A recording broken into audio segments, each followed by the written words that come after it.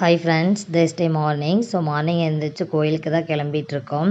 நம்ம என்ன பிளான் பண்ணி கோயிலுக்கு போகலாம் அப்படின்னு நினச்சாலும் கோயிலுக்கு போகவே முடியறதே இல்லை. ஸோ மருதமலை நான் போய் 1 இயருக்கு மேலேயே இருக்கும்.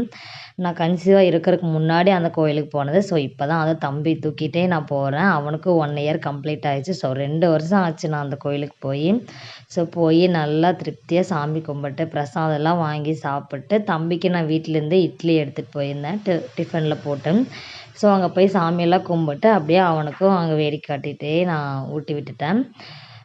ரொம்ப நாள் ஆச்சு அந்த கோயிலுக்கு போய் அப்படிங்கிற ஒரு சந்தோஷம் ஒரு பக்கம். அங்கே இருக்கிற வியூ அதை விட நல்லா இருந்துச்சு. இன்னொன்று, துருவன் குட்டியோட போனது இன்னும் சந்தோஷமாக இருந்துச்சு. ஸோ போயிட்டு நல்லா திருப்தியாக சாமி கும்பிட்டு ரிட்டன் வரக்கு மணி 3:00 ஆயிடுச்சு. வந்து நைட் டின்னருக்கு வந்து சிக்கன் கிரேவியும் இட்லியும் வச்சு அன்னைக்கு சாப்பிட்டோம். ஸோ அன்னைக்கு டே எங்களுக்கு இப்படி தான் போச்சு.